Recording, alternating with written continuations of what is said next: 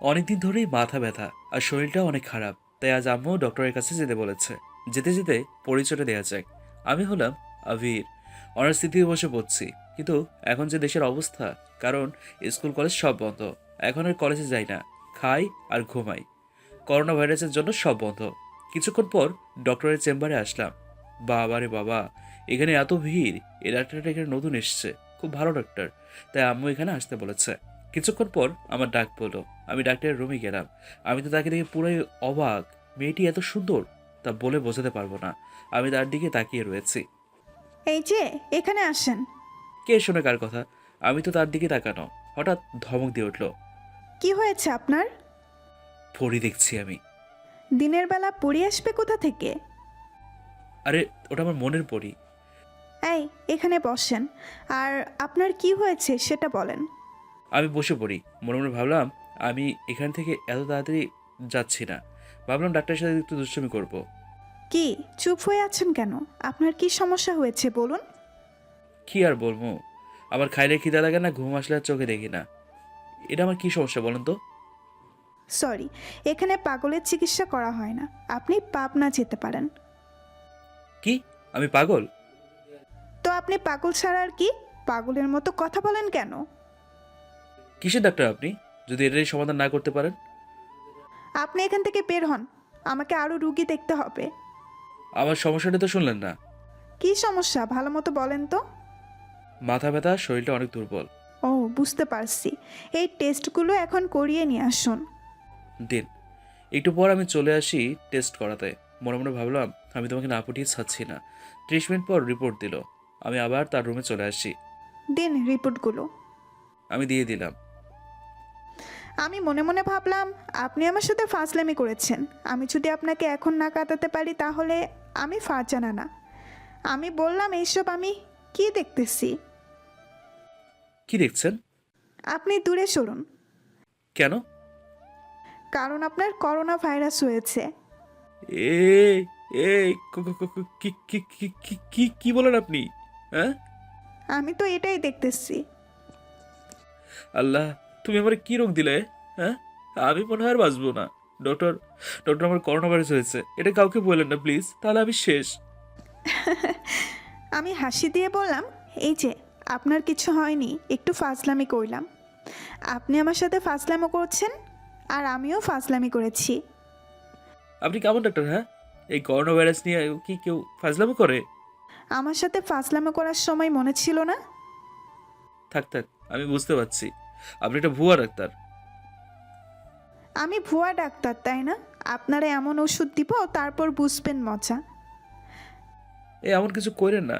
এমনিতেই আজ অনেক ভয় পেয়েছি। থাক থাক থাক, আর ভুয়া ডাক্তার বলবো না। আপনি অনেক নামি দামি ডাক্তার। এখন বলেন তো আমার কি হয়েছে? তেমন কিছু আপনি মনে হয় অনেক টেনশন করেন, তার জন্য এটা হয়েছে। কি নিয়ে এত টেনশন করেন? কই টেনশন করি? তেমন তো কোনো টেনশন করি না। যেটুকু করেন আর করবেন না। আপনি আমার বউ হলে আর করবো না। কি? কই কি? কিছু একটা বললেন, আমি তো শুনতে পেলাম। এই যে, আপনি ডাক্তারের হয়ে কানে কম শোনেন, তাড়াতাড়ি ভালো ডক্টর দেখান। কি বললেন?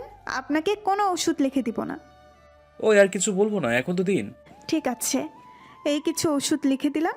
নিয়মিত খাবেন, আস্তে আস্তে সুস্থ হয়ে যাবেন। ঠিক আছে। ওই শোনেন, হ্যাঁ বলেন। আপনার নামটা জানতে পারি? আমি ডাক্তার ফারজানা। আপনার নাম কি? আমি ডক্টরের স্বামী, আর আমার নাম হলো আবির।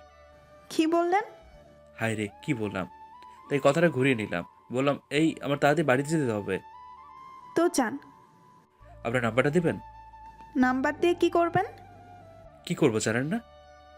নাম তো। আমার শরীরের অবস্থা জানাবো। এই নিন আমার কার্ড। তার কাছ থেকে কার্ড নিয়ে বাড়ির দিকে রওনা দিলাম। আসার সময় ফারজানা আমার দিকে তাকিয়ে রয়েছে। রাস্তায় হাঁটতেছি, এমন সময় মেহেদির ডাক। কি? কোথায় গিয়েছিলি? ডক্টর দেখাতে। তো ডাক্তারকে দেখেছো? হুম মামা, অনেক সুন্দর। আমি তো দেখে পুরোই ক্রাশ খাইছি। তুই ওর দিকে আর তাকাবি না। ওরে আমি পছন্দ করি। সালা, তোর গার্লফ্রেন্ডের অভাব? মামা, ওরা আমার দিয়ে দে। যা, ওরে তোরে দিয়ে দিলাম। তো তার জন্য ট্রিট দিতে হবে যে। আগে তো প্রেম করি, তারপর খাওয়াবো। ঠিক আছে শালা, তুই যে কিপ্টে, যদি প্রেম করে ও যদি ট্রিট নাও দাও তাহলে তোর প্রেম ছুটিয়ে দিব কিন্তু। ঠিক আছে, খাওয়াবো। এখন আমি যাই। ওই শোন শোন, ওর বাড়ি কোথায়? আরে আমাদের বাড়ির পাশের বাসা। ওর দিকে খারাপ নজরে তাকাও না, তাহলে তোর খবর করে দেবো। ওরা আপু বলে ডাকবি। ঠিক আছে শালা, তো আমার কথাটাও যেন মনে থাকে। থাকবে। মেহেদি কি কারোর সাথে রিলেশন করে? আরে না, ওকেও অনেক ভালো একটা মেয়ে। ঠিক আছে, এখন চলি রে। ওর কাছ থেকে বিদায় নিয়ে চলে আসি বাড়িতে। কিছুক্ষণ পর আম্মু আসলো আর বললো, কি ডাক্তার দেখিয়েছিস? হ্যাঁ আম্মু।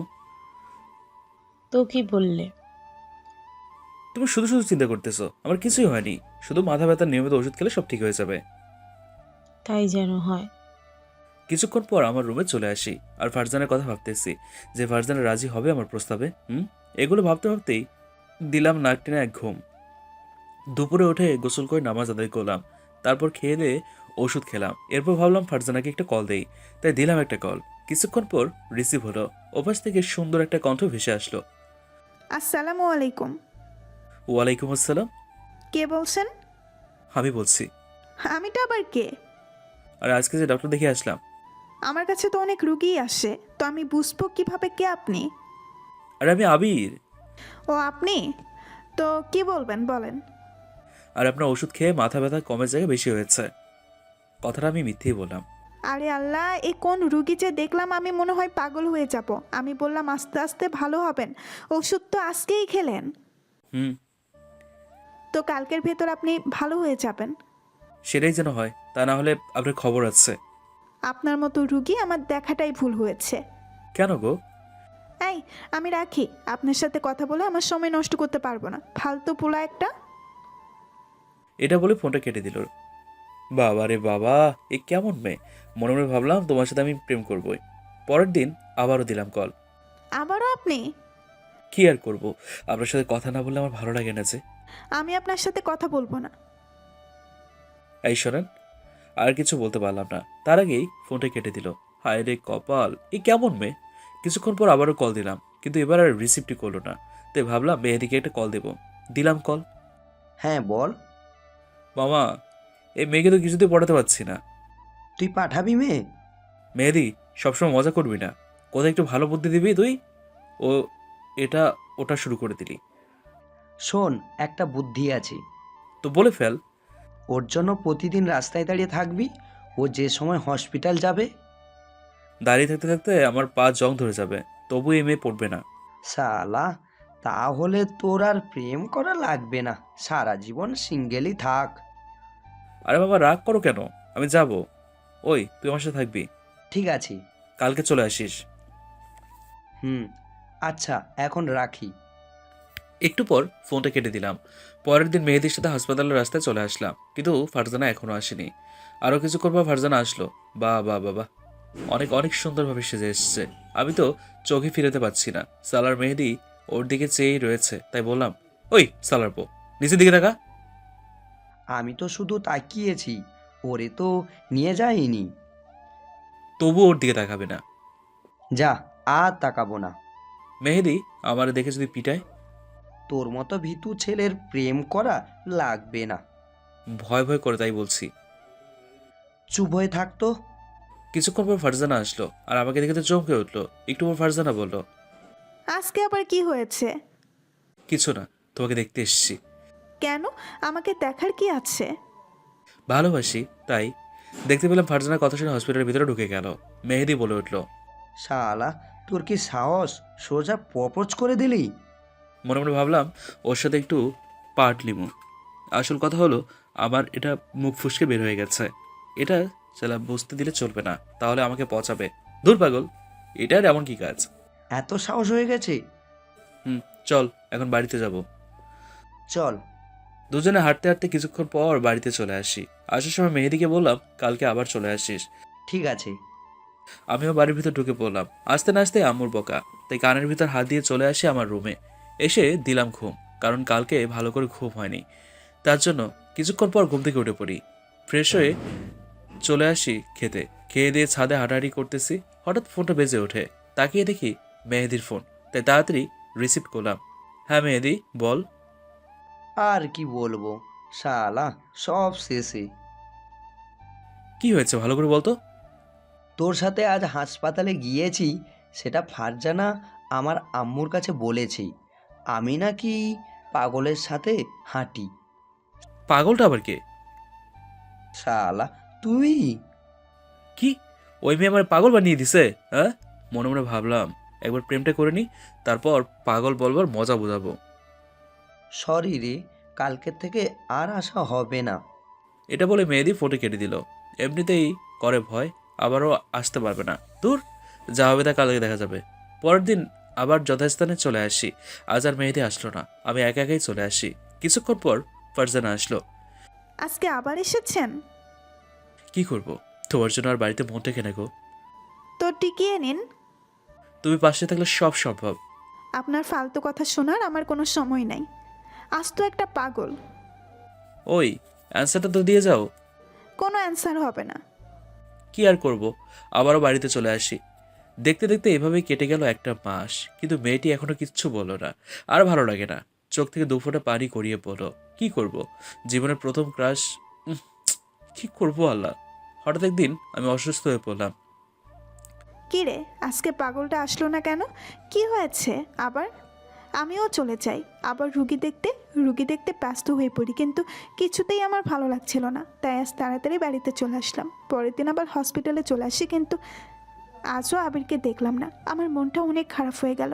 এভাবে আরও 5 দিন কেটে গেল। তাই আমি মেহেদি ভাইয়ের কাছে গেলাম, গিয়ে বললাম, ভাইয়া, আবির কোথায়?